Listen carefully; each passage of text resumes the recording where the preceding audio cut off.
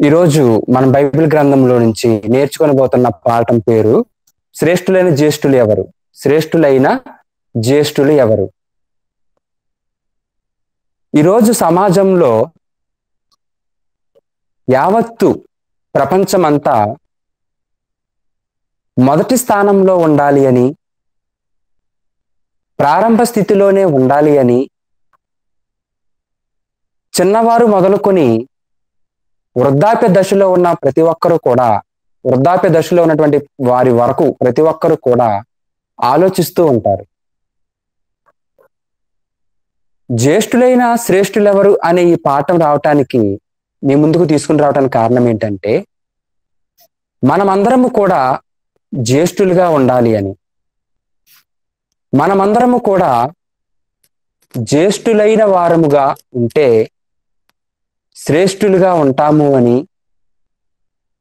అలా ఉంటే మనం దేవుని దగ్గర నుంచి ఈవులను పొందుకుంటాము అని అందరూ కూడా గమనించాలి. ప్రియులారా, జ్యేష్ఠ్యము అనంటే ఏంటంటే, అంటే తెలుగులో ఇది కొంచెం అందరూ వాడే పదం కాదు. బైబిల్లో కొన్ని చోట్ల మనకి జ్యేష్ఠ్య అని కనిపిస్తుంది. జ్యేష్ఠ్యము అనంటే ప్రథమమైనది, తొలితలో ఉన్నది, మొదటిగా ఉన్నది అనే పర్యాయ పదాలు కలిగిన పదమే జ్యేష్ఠ్యము అనే పదం. మనకి పిల్లలు పుట్టారనుకోండి, జ్యేష్ఠ్య పుత్రుడు అంటారు. అదే పాప అయితే జ్యేష్ఠ్య పుత్రిక అని అంటారు. జ్యేష్ఠుడు అని కూడా మనకి బైబిల్లో కొన్ని పేర్లు మనకు కనిపిస్తుంటాయి. జ్యేష్ఠ్యము అందరూ కూడానండి మొదటివారుగానే ఉండాలనుకుంటారు, జ్యేష్ఠులుగానే ఉండాలనుకుంటారు. అది ఒక ప్రౌడ్ ఫీలింగ్ సమాజానికి. అంటే అదొక గర్వించదగ్గ, అతిశయింపదగిన ఒక పేరు జ్యేష్ఠ్యము అనేది. చదువుకున్న పిల్లలను, 10వ తరగతి చదువుతున్నటువంటి పిల్లలను చూడండి, నేను 10th క్లాస్ ఫస్ట్ రావాలి అని ప్రతిరోజు స్కూల్కి అటెండ్ అవుతారు. అవసరమైతే ఆదివారాలు ఆరాధనకైనా మానేస్తారు, కానీ స్కూల్స్కి మాత్రం మానేరు. స్కూల్స్కి వెళుతూ ప్రతిరోజు అటెండెన్స్ కలిగి ఉంటూ, ప్రతి సబ్జెక్ట్ మీద గ్రిప్ కలిగి ఉంటూ, ప్రతిది కూడా పిన్ టు పిన్ గుర్తు పెట్టుకుంటూ, ఎగ్జామ్స్ చక్కగా వ్రాస్తూ, నేను ఫస్ట్ క్లాస్లో రావాలి, ఫస్ట్ ర్యాంక్ రావాలి, లేకపోతే ఫస్ట్ క్లాస్లోనే పాస్ అవ్వాలి. అది స్టూడెంట్ ఎయిమ్. అలాగే ఆటల్లో, ఇక ఆటలలో కూడా ఆలోచన చేయగలిగితేనండి, చాలా ఆటలు ఉన్నాయి. పరుగు పందెం కావచ్చు, క్రికెట్ కావచ్చు, లేకపోతే కబడ్డీ కావచ్చు, లేకపోతే చిన్నపిల్లలు ఆడుకునే చిన్ని ఆటలు కావచ్చు. ఈ ఆటలలో కూడా మేము ఫస్ట్ రావాలి, బాగా పరిగెత్తి ఒలింపిక్స్ లోకి వెళ్ళాలి, ఒలింపిక్స్ లోకి వెళ్ళి అక్కడ కూడా నేను బోల్ట్ కంటే వేగంగా పరిగెత్తాలి, ఫస్ట్ ర్యాంక్ లో రావాలనుకుంటారు. బాగా ఆడి 6లు 4లు కొట్టి సెంచరీలు తీసి, నేను నా దేశాన్ని గెలిపించాలి, నా దేశం వరల్డ్ కప్ అయితే నాకు దేశానికి కప్ తీసుకురావాలి, గోల్డెన్ కప్ అని మొదటిగా రావటం కోసం బాగా ఆడతారు, మొదటిగా రావటం కోసం బాగా పరిగెడతారు, మొదటిగా రావటం కోసం బాగా చదువుతారు, మొదటిగా ఉండటం కోసం ఆస్తులు సంపాదిస్తారు. మొదటి పేరుని సంపాదించుకోవటం కోసం మనిషి ఈరోజు తహతహలాడిపోతుంటాడు. ఆలోచించండి. మరి జ్యేష్ఠ్యం గురించి ఇలా మనం లోకంలో ఉన్నట్టుగా మనం ఆలోచన చేస్తే, మరి బైబిల్లో ఏముంది జ్యేష్ఠ్యం గురించి, మొదటిగా ఉండటం గురించి అని అంటే, దేవుడు కూడా మనము మొదటి వారముగా ఉండాలని అనుకుంటున్నాడు. ఎందులో? ఒకసారి చూద్దాం. రోమీలకు రాసినటువంటి పత్రిక, అపోస్తలుడైన పౌలు గారు రోమా సంఘానికి రాసినటువంటి పత్రిక 11వ అధ్యాయము 35వ వచనం చదువుకుందాం. అపోస్తలుడైన పౌలు గారు రోమా సంఘానికి రాసినటువంటి పత్రిక 11వ అధ్యాయము 35వ వచనం చూస్తే, ముందుగా ఆయనకిచ్చి ప్రతిఫలము పొందగలవాడెవడు? ముందుగా ఆయనకిచ్చి ప్రతిఫలము పొందగలవాడెవడు అంటే దేవుని దగ్గర నుంచి ప్రతిఫలం పొందాలి అనుకునే ఎవరైనా సరే, నన్ను దేవుడు బాగా చూసుకోవాలి, తన చల్లని రెక్కల క్రింద నన్ను కాపాడాలి అని అనుకునేవారు ఎవరైనా సరే, దేవుని దృష్టిలో నేను కూడా ఉండాలి, ఆయన నన్ను ఎప్పుడు జ్ఞాపకం ఉంచుకోవాలి అనుకునేవారు ఎవరైనా సరే, ఏం చెయ్యాలని దేవుడు బైబిల్లో చెప్పాడు అని అంటే, ముందుగా ఆయనకిచ్చి ఆయనకు అందరూ ఇస్తారు, కానీ ముందుగా ఇస్తున్నావా లేదా?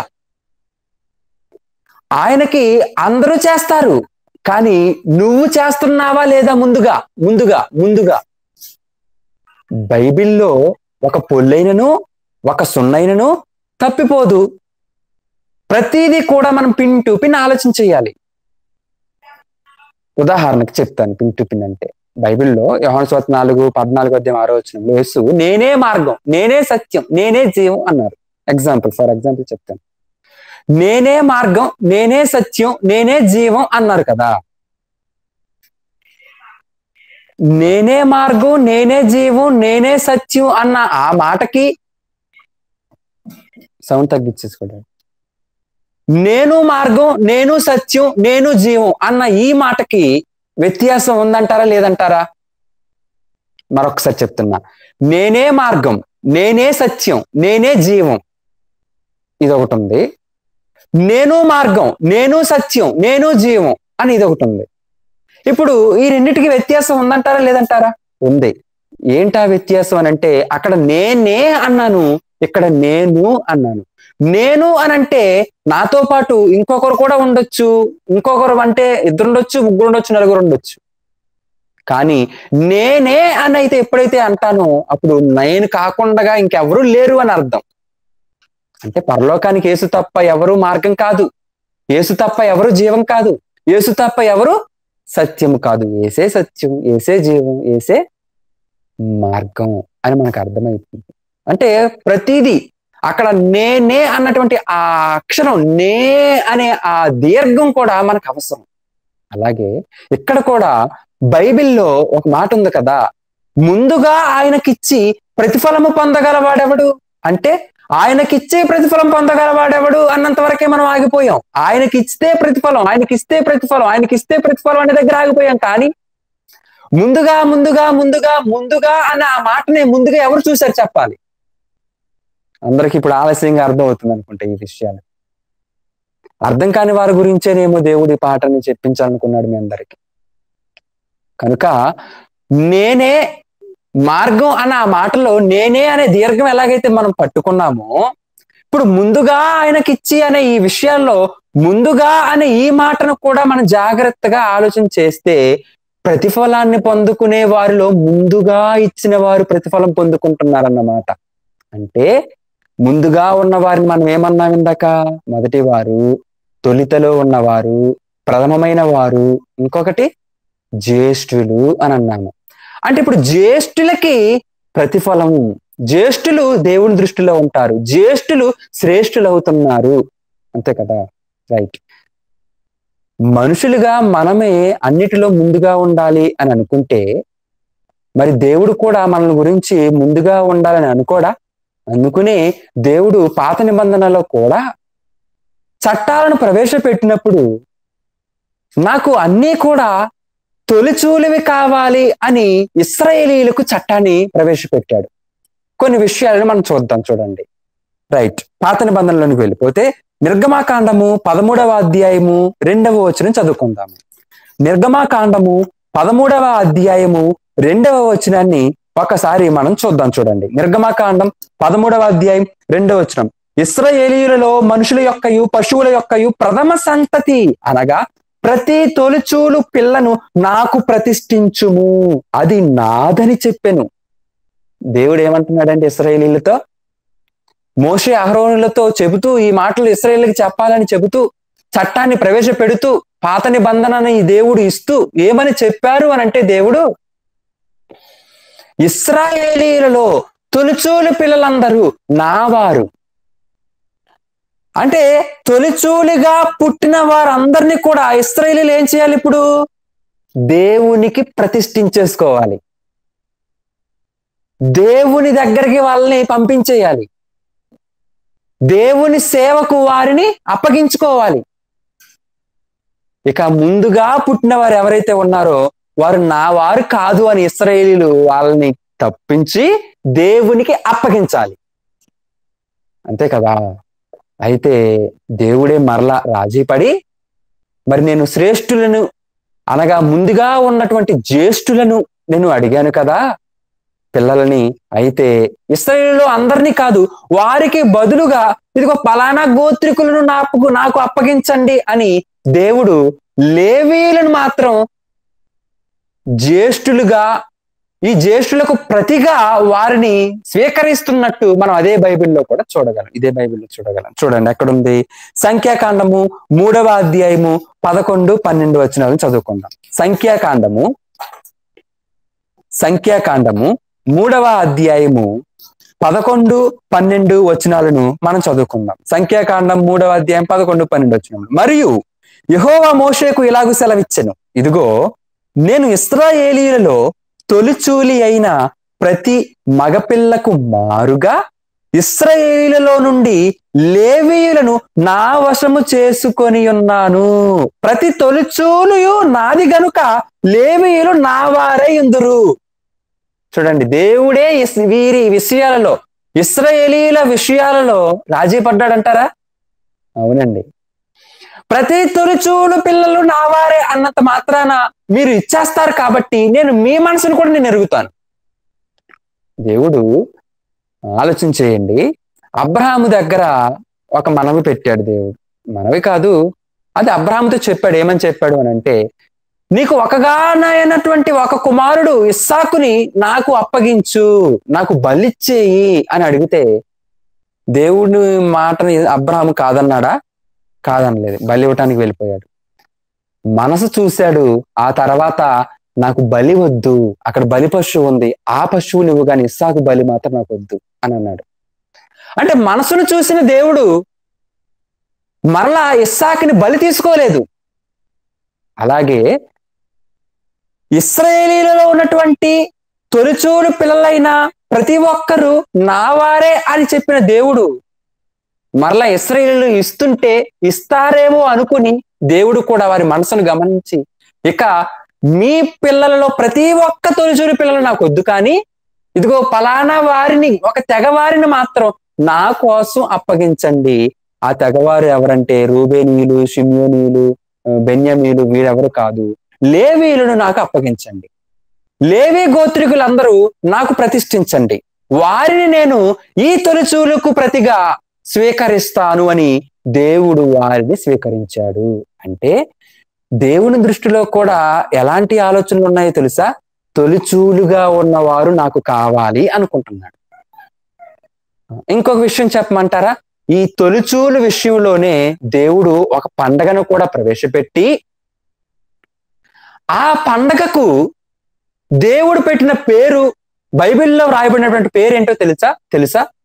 ఆ పేరే ప్రథమ ఫలముల పండుగ. ఏంటది? ప్రథమ ఫలముల పండుగ.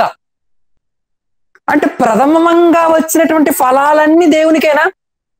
దేవునికే. మనుషుల్లోనైతేనేమో లేవీయులను స్వీకరించాను, మరి జంతువుల్లో అవి కూడా స్వీకరిస్తా, కోడి అందులో కూడా స్వీకరిస్తా, పంట అందులో కూడా స్వీకరిస్తా, ఫలాలు, చెట్లు కాసే ఫలాలు అందులో కూడా నేను స్వీకరిస్తా. కాబట్టి నేను పెడుతున్నటువంటి ఈ ఆజ్ఞని మీరు పండుగగా ఆచరించి అది ఏటేటా మీరు నాకు ప్రథమ ఫలాలను సమర్పించుకోవాలని దేవుడు వారికి ఆ యొక్క పండుగను కూడా ప్రవేశపెట్టడం అని బైబిల్లో చూస్తాం. ఒకసారి రెఫరెన్స్ కూడా చూడండి, మీకు చూపిస్తాను. నిర్గమాకాండము 23వ అధ్యాయము 19వ వచనం. నిర్గమాకాండము 23వ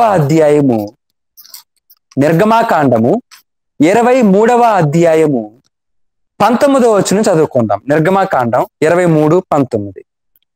నీ భూమి ప్రథమ ఫలములలో మొదటి వాటిని భూమి ప్రథమ ఫలములలో మొదటి వాటిని దేవుడైన యెహోవా మందిరమునకు తేవలెను. మేక పిల్లను దాని తల్లి పాలతో ఉడకబెట్టకూడదు. చూడండి, ఇక్కడ ఏమంటున్నాడు దేవుడు? భూమి ప్రథమ ఫలములలో.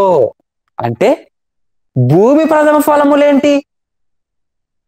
నువ్వు దుక్కు దున్ని పంట విత్తనాలు జల్లుతావో లేదా నారు నాటుతావో, ఏదైతే నువ్వు భూమి నుంచి పండిస్తావో ఆ పంట అంతా కూడా అందులో ఫస్ట్ వచ్చే ఆ పంట ఎవరికి అప్పగించుకోవాలి? ఇప్పుడు ఇశ్రాయేలీయులకు చెప్పాడండి. ఈ రోజు అలా ఇచ్చే వాళ్ళు ఎవరున్నారు? అక్కడక్కడ మనం చర్చెస్ లో కొంతమంది కనిపిస్తుంటారు. కొంతమంది ఏం చేస్తుంటారంటే వారి ఇంటిలో బియ్యం కట్ట వచ్చినప్పుడు ఆ బియ్యంలో మొదటిగా వండుకునే వంట మొదటిగా తీసి ఆ బియ్యం రైస్ ఏదైతే ఉంటుందో అది తీసుకొచ్చి ఆరాధనకు తీసుకుని వచ్చి అయ్యగారి చేతులు పెడతారు, మందిరానికి తీసుకొస్తారు. ఇంకొంతమంది కోడి పెట్టిన తొలిచూరు చిన్ని కోడిగుడ్డు దేవుని మందిరానికి తీసుకొస్తారు.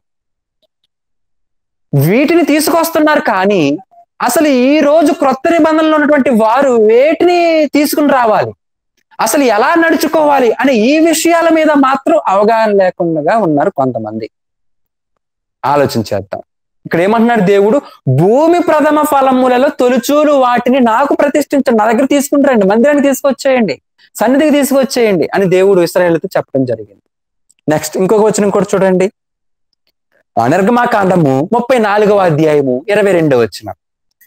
నిర్గమాకాండము 34వ అధ్యాయము 22వ వచనం చదువుకుందాం. 22వ వచనం.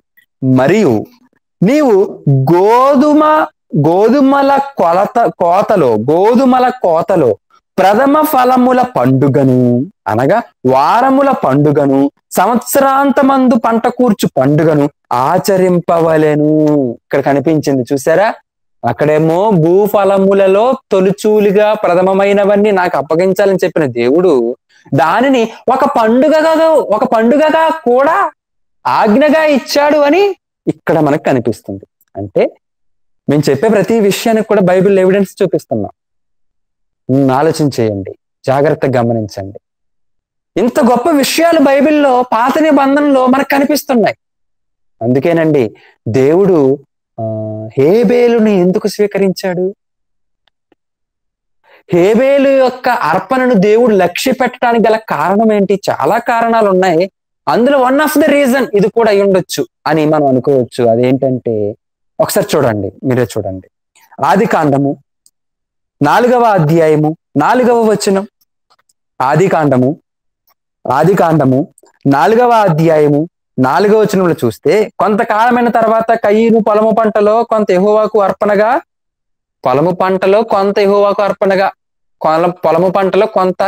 అర్పణగా ఎవరు? కయీను తెచ్చాడు. మరి హేబేలు విషయానికి వస్తే హేబేలు విషయం చెబుతూ ఏమంటున్నాడంటే, హేబేలు కూడా తన మందలో తొలిచూలున పుట్టిన వాటిలో, చూడండి, తొలిచూలున పుట్టిన వాటిలో తర్వాత తొలిచూలున పుట్టిన వాటిలో క్రొవ్విన వాటిని కొన్ని తెచ్చెను. అంటే దేవునికి అర్పణగా ఇవ్వాలని ఆ ఆలోచన రావటమే గొప్ప మనసు అయితే, ఆ మనసు ఎలా మంచిదిగా మారిపోయింది అనంటే, దేవుని యొక్క మనసులో చోటుని ఎలా సంపాదించుకోగలిగింది అనంటే క్రొవ్విన వాటిని తెచ్చాడు. క్రొవ్వినది అంటే చాలా టేస్ట్గా ఉంటది కదండి. మేక కానీ గొర్రె కానీ బాగా క్రొవ్వినది అనుకోండి, ఎంత టేస్ట్గా ఉంటుంది. ఆయిల్ కూడా తక్కువ వేసుకుని వండుకోవచ్చు, ఆయిల్ సేవ్ అవుతుంది. ఆలోచన చేయండి. ఇలా క్రొవ్విన వాటిని తీసుకురావటమే కాకుండా ఆ క్రొవ్విన వాటిలో కూడా ఏది తొలితలో పుట్టింది? ఇదా అంటే తొలిచూరిన పుట్టినవి సెపరేట్ చేశాడు. ఆ తొలిచూరిన వాటిలో కూడా క్రొవ్విన వాటిని ఇంకా మళ్ళీ సెపరేట్ చేశాడంటే దేవునికి ఇచ్చే గొప్ప మనస్సు హేబేలులో మనకు కనిపిస్తుంది. తొలిచూలివే ఇచ్చాడు దేవునికి. తొలిచూలివి మనుషులలో కూడానండి. యాకోబు గారు 12 మంది తన కుమారులను దీవిస్తున్నట్టు ఆ సందర్భాలలో కూడా ఏమంటాడంటే, రూబేను గురించి మాట్లాడుతూ, నువ్వు నా తొలి కుమారుడివి, నువ్వు బలము గలవాడివి అని మాట్లాడుతుంటాడు రూబేను గురించి మాట్లాడుతూ. అంటే తొలిగా పుట్టినటువంటి వారు ఎవరు అని అంటే బలాన్ని కలిగి ఉంటారు. అందుకే దేవుడు కూడా యవన కాలమందు పుట్టిన కుమారులు అని అంటాడు. యవన కాలంలో కూడా పుట్టిన వారిలో తొలిగా పుట్టిన వారి గురించి చూడండి, చివరిగా కనిష్ఠుడిని చూడండి. కనిష్ఠుడు వీక్ గా ఉంటాడు, తొలిగా పుట్టినవాడు బలంగా ఉంటాడు. అంటే ఇప్పుడు తొలిగా పుట్టినవి క్రొవ్విన వాటిని, తొలిగా పుట్టిన వాటిని దేవునికి హేబేలు ఇచ్చాడు అని అంటే అది దేవుని మనసులో ఆ కార్యం అనేది గొప్పగా కనబడింది. కాబట్టి నీ అర్పణని స్వీకరిస్తానని దేవుడు హేబేలు మనసును చూసి అతని అర్పణను చూశాడు. ఆ తర్వాత ఇశ్రాయేలీయులలో దేవుడు ఆజ్ఞలు ప్రవేశపెట్టాడు. ఇవైతే మరి క్రొత్త నిబంధనకు వచ్చేసరికి మరి ఏం చెయ్యాలి, మనం ఎలా ఉన్నాం, ఏంటి క్రొత్త నిబంధనల జ్యేష్ఠ్యం గురించి దేవుడు ఏమైనా మాట్లాడుతున్నాడా అనే విషయం గురించి చూస్తే ఒకసారి చూద్దాం. హెబ్రీలకు రాసినటువంటి పత్రిక 12వ అధ్యాయము 23వ వచనం చదువుకుందాం. హెబ్రీలకు రాసిన పత్రిక అపోస్తలుడైన పౌలు గారు హెబ్రీ సంఘానికి రాసిన 12వ అధ్యాయము 23వ వచనాన్ని ఒక్కసారి మనం చదువుకోగలిగితే 11వ అధ్యాయము 23వ వచనంలో 22 నుంచి కూడా చదివితే మీకు క్లియర్ గా ఉంటుందని నా ఉద్దేశం. 22 చూద్దాం. ఇప్పుడైతే సియోనను కొండకును జీవము గల దేవుని పట్టణమునకు అనగా పరలోకపు యెరూషలేమునకును వేవేల కొలది దూతల యొద్దకును పరలోకమందు రాయబడి ఉన్న జ్యేష్ఠుల సంఘమునకును. ఏమంటున్నాడు ఇక్కడ? పరలోకమందు రాయబడి ఉన్న జ్యేష్ఠుల సంఘమునకును వారి మహోత్సవముకును అందరి న్యాయాధిపతి అయిన దేవుని యొద్దకును సంపూర్ణ సిద్ధి పొందిన నీతిమంతుల ఆత్మల యొద్దకును క్రొత్త నిబంధనకు మధ్యవర్తి అయిన యేసు నొద్దకును మీరు వచ్చి ఉన్నారు. అంటే యేసు దగ్గరికి వచ్చిన వారి గురించి చెబుతున్న మాటలు ఇవి. యేసు రక్తంలో కడగబడి బాప్తీసం తీసుకున్న వారి గురించి చెబుతున్న మాటలు ఇవి. యేసుక్రీస్తు వారిని సొంత రక్షకులను ఒప్పుకొని క్రైస్తవులుగా పిలువబడుతున్నటువంటి వారి గురించి చెబుతున్న మాటలు ఇవి. క్రొత్త నిబంధనలోనికి వచ్చినటువంటి మనందరి గురించి చెబుతున్నటువంటి మాటలు ఇవి. ఏమంటున్నాడు అని అంటే జ్యేష్ఠుల సంఘమునకు. అంటే నువ్వు లోకంలో కనిష్ఠుడివే కావచ్చు. నేను మా తల్లిదండ్రులకు కనిష్ఠుడినండి. నాకంటే ముందు 2 అక్కలు ఉన్నారు. మొదటిగా నవ్య కవిత మా అక్క, తర్వాత నరీష, ఆ తర్వాత నేను. పుట్టుకలో చూస్తే నేను 3వ వాడిని, నేను కనిష్ఠుడిని. కానీ దేవుని సంఘంలోనికి వస్తే నేను ఇప్పుడు ఎవరినయ్యానో తెలుసా? జ్యేష్ఠుల సంఘం అంటే ఇప్పుడు నేను ఎవరినన్నమాట దేవుని దృష్టిలో? జ్యేష్ఠుడిని అవుతున్నానా? అవును. అందుకే మనందరికీ తెలుసు కదా, యేసుక్రీస్తు వారు తండ్రి అయిన దేవునికి జ్యేష్ఠ కుమారుడు. యేసుక్రీస్తు వారు తండ్రి అయిన దేవునికి జ్యేష్ఠ కుమారుడు. ఆయన గురించి యోహాను సువార్తలో ఏమని రాయబడిందంటే మీ అందరికీ తెలుసు, చూడనవసరం అవసరం లేదు. యోహాను సువార్త 1:18 వచనంలో ఎవడను ఎప్పుడు తండ్రి అయిన దేవుని చూడలేదు, ఆయన రొమ్మునున్న అద్వితీయ కుమారుడే. యేసుక్రీస్తు గురించి పరిచయం ఎలా ఉంది? ఏమని? అద్వితీయ కుమారుడే, అద్వితీయ కుమారుడే. మరి మనమందరం ఎవరము? ద్వితీయులు, తృతీయులు, 4వ వాళ్ళం, 5వ వారం, 6వ వాళ్ళము, అంతే కదా. మొదటి వారిని అద్వితీయులు అంటారు, 2వ వారిని ద్వితీయులు అంటారు, 3వ వారిని తృతీయులు అంటున్నారు కదా. మొదటిగా అద్వితీయుడు యేసుక్రీస్తు వారైతే, ద్వితీయుడు పరిశుద్ధాత్మ దేవుడు అయితే, ఇప్పుడు తృతీయుడు ఎవరు? ఆదాము, అంతే కదా. అంటే ఇప్పుడు ఆదాము చూసిన మనం అందరం తృతీయులమా? ఆలోచన చేయండి. తృతీయులమే. కానీ దేవుడు ఇంకొక ఆప్షన్ పెట్టాడు. ఏంటో తెలుసా?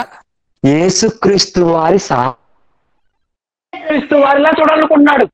గలతీ పత్రికలో 3వ అధ్యాయంలో మనం అందరము క్రీస్తును ధరించుకోవాలి అని ఉంది. ఆ తర్వాత ఎఫెసీ పత్రిక 3వ అధ్యాయం చూడండి ఒకసారి. ఎఫెసీ పత్రిక 3వ అధ్యాయం 18వ వచనంలో క్రీస్తు మీ హృదయములలో విశ్వాసం ద్వారా నివసించినట్లుగా తన మహిమైశ్వర్యము చొప్పున మీకు దయచేయాలని మీరు దేవుని సంపూర్ణత యందు పూర్ణులగునట్లుగా ప్రేమ యందు వేరుపారి స్థిరపడి సమస్త పరిశుద్ధులతో కూడా దాని వెడల్పు పొడుగు లోతు ఎత్తు ఎంతో గ్రహించుకొనుటకు జ్ఞానమునకు మించిన క్రీస్తు ప్రేమను తెలుసుకొనుటకు. గలతి పత్రిక చూడండి, గలతి పత్రిక అనుకుంటా 3వ అధ్యాయము 19 వచ్చినండి, 4వ అధ్యాయం 19 వచ్చిన గలతి పత్రిక 4:19. గలతి 4:19లో నా పిల్లలారా క్రీస్తు స్వరూపము మీ యందు ఏర్పడు వరకు, పౌలు గారు చెబుతూ అది నాకు ప్రసవ వేదన అని అంటున్నాడు. అంటే క్రీస్తు స్వరూపం, క్రీస్తు సారూప్యం ఎవరిలో రావాలి? మనలో రావాలి. అదే గలతి పత్రిక 3వ అధ్యాయములో 26లో యేసుక్రీస్తునందు మీరందరూ విశ్వాసం వలన దేవుని కుమారులై ఉన్నారు, క్రీస్తులోనికి బాప్తిస్మము పొందిన మీరందరూ క్రీస్తును ధరించుకొని ఉన్నారు. అంటే క్రీస్తును ధరించుకోవటం, క్రీస్తు స్వరూపులకు రావటం, క్రీస్తును పోలి నడుచుకోవటం, క్రీస్తులా మనమందరం కూడా బాధపడి ఆయన అడుగు జాడలలో నడుచుకోవటం. అంటే అందరూ కూడా ఎలా ఉండాలని దేవుడు అనుకుంటున్నాడు? ద్వితీయులుగా ఉండకూడదు నాన్న మీరు, తృతీయులుగా ఉండకూడదు నాన్న మీరు, మీరందరూ కూడా నా కుమారుడైన జ్యేష్ఠుడైన యేసుక్రీస్తు వారిలా మీరందరూ ఉండాలి. అంటే మిమ్మల్ని అందరు నేను జ్యేష్ఠులుగా చూడాలనుకుంటున్నాను. అందుకే మీ సంఘం పేరు ఏంటో తెలుసా? అది జ్యేష్ఠుల సంఘం. సంఘం పేరంటే మనందరిది క్రీస్తు సంఘమే, అందరూ కూడా క్రీస్తు వారమే. అందుకే మీరు కూడా ఏ సంఘముగా కూడుకున్నారు? హౌస్ ఆఫ్ జీసస్ క్రైస్ట్ అని అంటున్నారు కదా. అంటే యేసుక్రీస్తు వారి యొక్క ఇల్లు, యేసుక్రీస్తు వారి యొక్క సంఘం మీరందరూ, క్రీస్తు సంఘం. మనం అందరము కూడా యేసుక్రీస్తు వారి యొక్క సంఘం అయినప్పుడు, యేసుక్రీస్తు వారి జ్యేష్ఠుడైతే ఇప్పుడు సంఘానికి ఏంటి? జ్యేష్ఠుల సంఘం. అంటే సంఘంలో ప్రతి ఒక్కరూ మొదటి వారిగా ఉండాలి, సంఘంలో ప్రతి ఒక్కరూ కనిష్ఠులుగా ఉండకూడదు. చాలా మంది దేవునికి ఇచ్చేటప్పుడు ఎలా ఆలోచన చేస్తారంటేనండి, ఏదైనా అనౌన్స్మెంట్ సంఘంలో వినపడి ఉండొచ్చు, ఏదైనా కావచ్చు, సంఘంలో ఏదైనా సభల కార్యక్రమాల గురించో, లేకపోతే ఏదైనా ఆరాధనలకు సంబంధించో, లేకపోతే స్త్రీల కూడిక, యవనస్తుల కూడిక, లేకపోతే క్రిస్మస్ లాంటి ఈవెంట్స్ లో, బర్త్డే ఈవెంట్స్ లో ఇలా దేవుని సభ ఉంది, మీలో ఎవరైనా వచ్చి ఆర్థికంగానో లేకపోతే శ్రామికంగానో దేవునికి మీరు సహాయపడగలుగుతారా, ఎవరైనా ఉంటే ముందుకు రండి అని పాస్టర్ గారి ద్వారా ఏమైనా అనౌన్స్మెంట్ వస్తే కొంతమంది ఏమనుకుంటారో తెలుసా? ఎంతమంది ఇస్తారో చూద్దాం, అందరూ ఇచ్చాక సరిపోతే ఓకే, చాలకపోతే అప్పుడు కూడా నేను కూడా వేసుకుంటా అని అనుకుంటారు. కాదండి, అలా అనుకోకూడదు. ఎప్పుడు కూడా మీ మనసులో అటువంటి ఆలోచన ఎప్పుడూ రాకూడదు. ఎవరు ఎంత ఇస్తున్నారో చూసి అప్పుడు నేను కూడా ఇవ్వాలి అని అనుకోకూడదు. ఎలా ఉండాలి అని అన్నాడు దేవుడు? ముందుగా ఆయనకిచ్చి, జ్యేష్ఠుడి సంఘం అయితే నువ్వు జ్యేష్ఠుడిగా ఉండాలి తప్పితే నువ్వు ద్వితీయుడికి ఎందుకు ఉండాలి? నేను తర్వాత ఇస్తాను, తర్వాత చూస్తాను, అందరూ ఇచ్చాక తగ్గితే ఇస్తాను, తగ్గితే చూస్తాను. ఇటువంటి మాటలు మనకి రాకూడదు, ఇటువంటి ఆలోచనలో మనం ఉండకూడదు.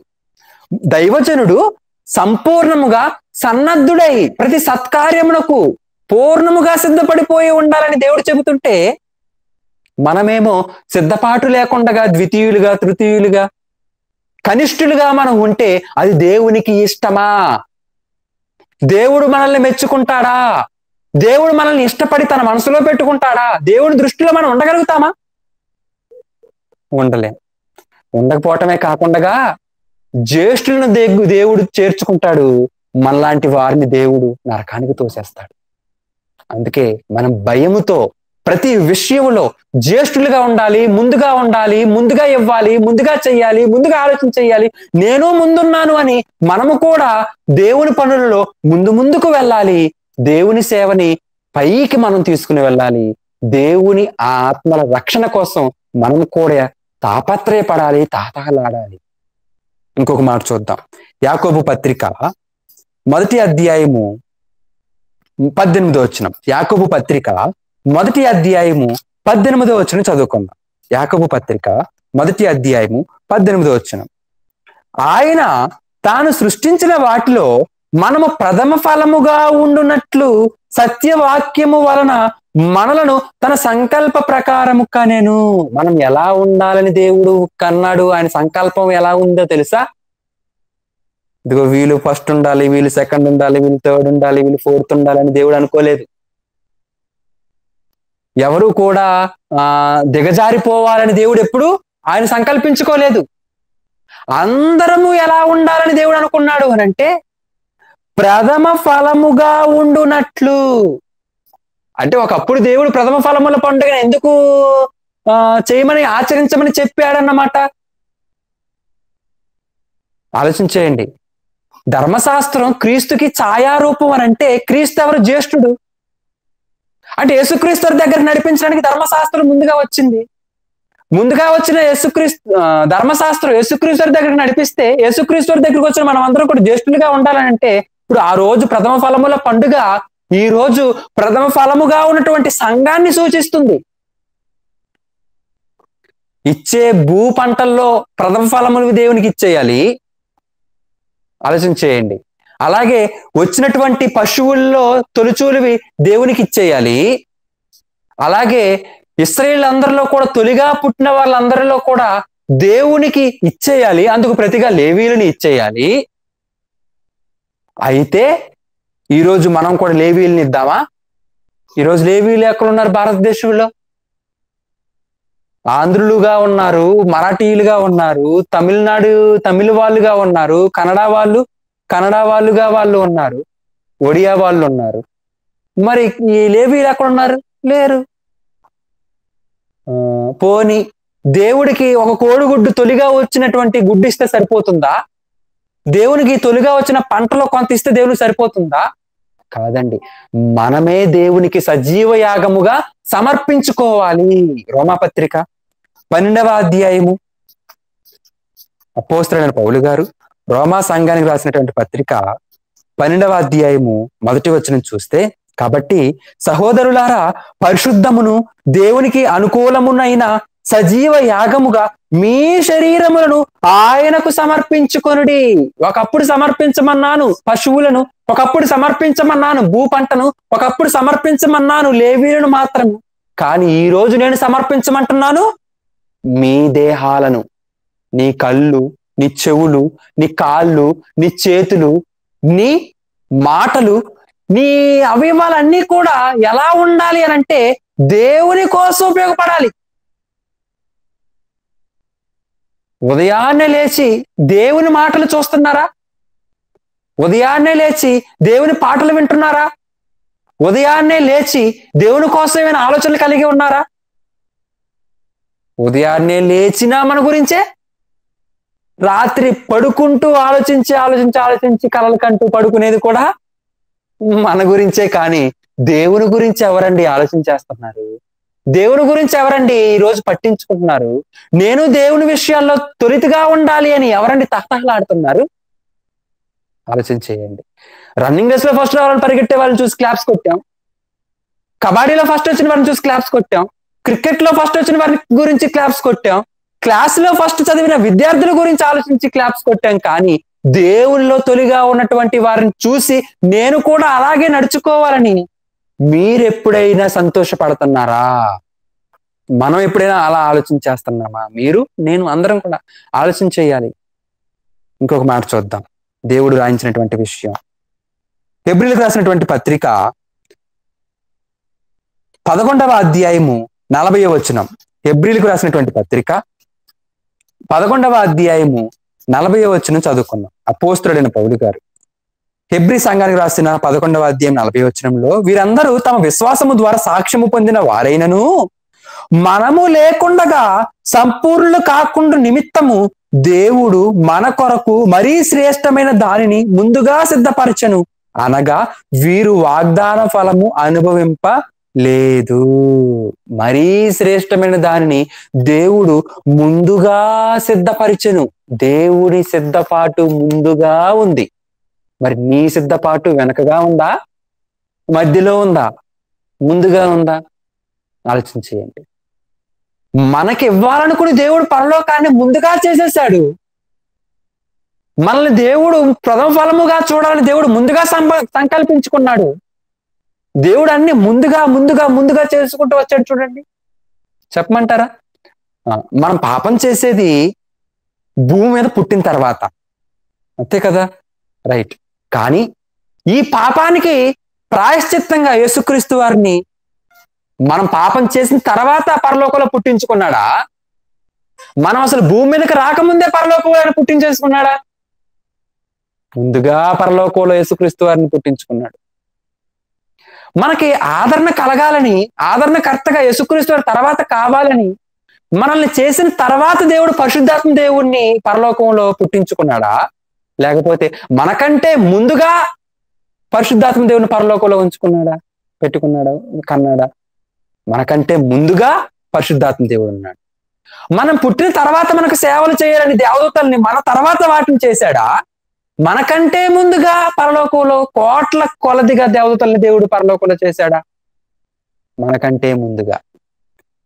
మనం భూమి మీదకి వచ్చిన తర్వాత ఆహారం తినాలని చెట్లు, కాయలు, పువ్వులు ఇవన్నీ దేవుడు మనం చూడటానికి అందమైన సృష్టిని, మనం తాగటానికి జలాలను, మనం తినటానికి ఆహారాలను, మనం చెవిన పెట్టుకోవడానికో లేదా తలను పెట్టుకోవడానికో పువ్వులను, మనం ధరించుకోవడానికి వస్త్రాలు, ఇవన్నీ దేవుడు ముందుగా చేసేసాడా? మనం భూమి మీదకి వచ్చిన తర్వాత నాకు కొంచెం ఒక 5 నిమిషాలు వెయిట్ చేయవే, ఒక 10 నిమిషాలు, ఒక 1 year వెయిట్ చేస్తావా, ఈ రోజు చెట్టు ఎదుగుతుంది అని దేవుడు ఏమైనా వెయిట్ చేయమని చెప్పాడా? వెయిటింగ్ లేదు. No waiting. దేవుడు వెయిట్ చేయమని చెప్పలా, ముందుగా చేశాడు సృష్టిని, ముందుగా చేశాడు పరిశుద్ధాత్మ దేవుని కన్నాడు. ముందుగా కన్నాడు ఎవరిని? యేసుక్రీస్తు వారిని. ముందుగా చేసేసాడు దేవదూతల్ని.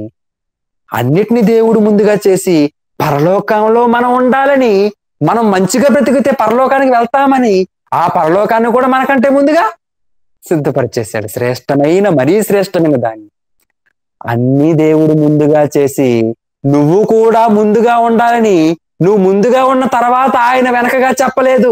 నువ్వు ముందుగా ఉండకముందే ముందుగా చెప్పేశాడు దేవుడు. నువ్వు కూడా ముందుగా ఉంటే నువ్వు ముందుగా పరలోకానికి వచ్చేస్తావురా. ఎవరు ముందుగా రారు, అందరూ ఒకేసారి వస్తారు నానా, గమనించు అని దేవుడు చెప్పాడు. పరలోకానికి అబ్రాహాం వెళ్ళిపోయాడా? పరలోకానికి ఇస్సాకు వెళ్ళిపోయాడా? పరలోకానికి దావీదు వెళ్ళిపోయాడా? పరలోకానికి భక్తులందరూ వెళ్ళిపోయారా? లేదు, వారందరూ పరదేశంలో వెయిటింగ్. ఎందుకు? మన కోసం. అంటే పరలోకంలో అందరూ ఒకేసారి ముందుగా వెళ్తాము తప్పితే ఒకరు ముందు, ఒకరు వెనక, ఒకరు తర్వాత అనేది లేదండి.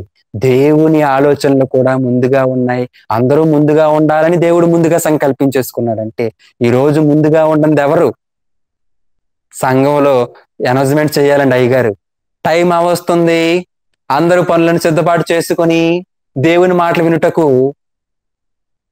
త్వరగా రావాల్సిందిగా కోరుచున్నాం. ఒకసారి అనౌన్స్మెంట్ అయిపోతుంది, ఈరోజు 2 పాటలు పాడతారు, మళ్ళీ అనౌన్స్మెంట్, మళ్ళీ 2 పాటలు పాడతారు, మళ్ళీ అనౌన్స్మెంట్. ఇక వాక్యంలోకి వెళ్ళిపోయే ముందు కూడా ఇక వాక్యంలోకి వెళ్ళిపోతున్నాము, పాటలు ముగించుకుందాం, ఇంకా ఎవరైనా సిద్ధపడి రావాల్సిన వాళ్ళు వేగంగా సిద్ధపడి రావాల్సిందిగా కోరుచున్నాం అని మరొకసారి అనౌన్స్మెంట్. ఇన్నిసార్లు అనౌన్స్మెంట్ చేస్తేనే కానీ మనం వెళ్ళాం.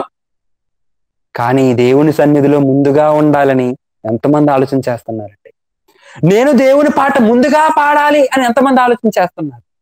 నేను దేవుని వాక్యం ముందుగా చెప్పాలి అని ఎంతమంది ఆలోచన చేస్తున్నారు? నేను దేవుని గురించి ముందుగా సభలు చేయాలి అని ఎంతమంది ఆలోచన చేస్తున్నారు? నేను ముందుగా జూమ్ మీటింగ్ లో, ఈ గూగుల్ మీట్ యాప్ లో ముందుగా వెళ్ళిపోయి జాయిన్ అయిపోయి ఫస్ట్ నుంచి లాస్ట్ వరకు ఉండాలి, ముందు నుంచి ఉండాలని ఎంతమంది మీలో అనుకుంటున్నారు? ఇంకా వాక్యానికి చాలా టైం ఉందిలే, తర్వాత యాడ్ అవ్వచ్చులే, ఇంకో 2వ పాట 3వ పాట అంట, ఈలోపు మనకు వంట అవ్వలేదు, వంట చేసుకుని భోజనం చేసేసి అప్పుడు యాడ్ అవుదాంలే గూగుల్ మీట్ యాప్ లో అనుకుంటున్నారా? కాన్ఫరెన్స్ ప్రేయర్ లో కాదు, అలా అనుకోకూడదు. మనం ముందుగా రావాలి, ముందుగా ఉండాలి, ముందుగా అన్ని సిద్ధపాటు చేసుకోవాలి. దేవునికి మనం ముందుగా ఉండటం చాలా ఇష్టం. అలా ముందుగా ఉంటే ఆయన దగ్గర నుంచి ప్రతిఫలాన్ని మనం పొందుకుంటాం. మరి కడపటిగా ఉంటే ఏం చేస్తాడు దేవుడు? చివరిగా ఈ మాట చూసుకుందాం, చూడండి. చివరిగా ఏంటంటే ప్రకటన గ్రంథం 2వ అధ్యాయము 3వ వచనం. ప్రకటన గ్రంథం 2వ అధ్యాయము 3వ వచనంలో, నీవు సహనము కలిగి నా నామము నిమిత్తము భారము భరించి అలయలేదనియు నేను ఎరుగుదును, అయినను మొదట నీకుండిన ప్రేమను నీవు వదిలితివని నేను నీ మీద తప్పు ఒకటి మోపవలసి ఉన్నది. దేవుడు ప్రకటన గ్రంథంలో ఉన్నటువంటి ఈ ఎఫెసు సంఘం గురించి మాట్లాడుతున్నదే అని మీరు అనుకోకండి. అక్కడ మాట్లాడుతున్నాడు, ఆ తర్వాత అలాంటి సంఘాలుగా ఉన్న ప్రతి ఒక్కరితోనూ ఇటువంటిది మాట్లాడుతున్నాడు. మొదటిగా ఉన్న ప్రేమను వదిలేస్తే దాన్ని మరలా పొందుకో. అంటే మొదటిగా ఎలా ఉన్నావు ఇప్పుడు నువ్వు మొదటిగానే ఉండాలి తప్పితే నువ్వు కనిష్ఠుడిగా ఉండకూడదు.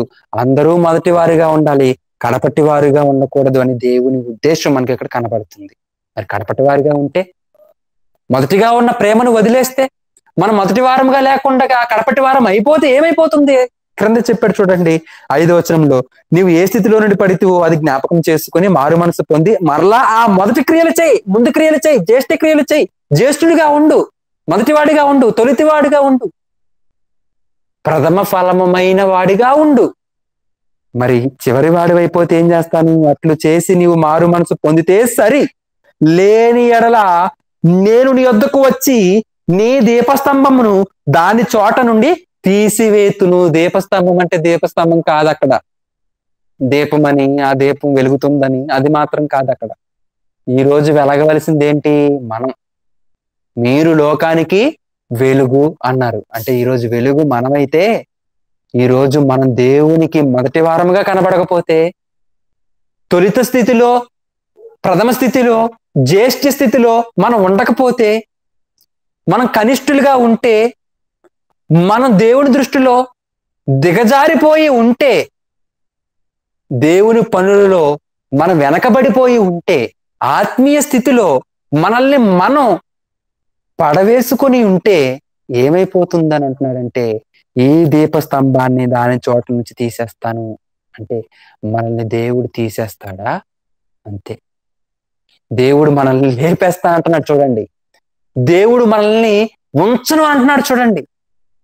దేవుడు మనల్ని సహించను అంటున్నాడు ఇక్కడ ఈ విషయంలో. కాబట్టి మనం ఇక మీదట అలా ఉండకుండా, కనిష్ఠులుగా అయితే కాకుండా, లోకంలో మనం కనిష్ఠులం అవ్వచ్చు, లోకంలో మనం ద్వితీయులు తృతీయులు అవ్వచ్చు, లోకంలో మనం ఎవరి ద్వారా ఎన్నిక చేయబడిన వారం కాని వారమై ఉండొచ్చు, ఎన్నిక చేయబడిన వారం కాకపోయి ఉండొచ్చు, లోకంలో ఆస్తులు అంతస్తులు సంపాదించుకున్న గొప్ప వారి స్థితిలో మనం ఉండకపోయి ఉండొచ్చు. కానీ దేవుని విషయాల్లో మాత్రం మొదటి వారంగా ఉండాలి, దేవుని పనుల్లో మొదటిగా ఉండాలి, దేవునికి ఇచ్చే విషయంలో మొదటిగా ఉండాలి, దేవునికి చేసే విషయంలో మొదటిగా ఉండాలి, దేవుని గురించి ఆలోచించే విషయంలో మొదటి వారిగా ఉండాలి. అలా ఉంటే దేవుడు మనల్ని మెచ్చుకుని పరలోకానికి ఇస్తాడు, మరీ శ్రేష్టమైన పరలోకంలో మనల్ని చేర్చుకుంటాడు. ఇలా మనల్ని చేర్చుకోవాలంటే మరి మనం జ్యేష్ఠులుగా ఉండాలి కదా. జ్యేష్ఠులు ఎవరు అంటున్నారు ఇక్కడ?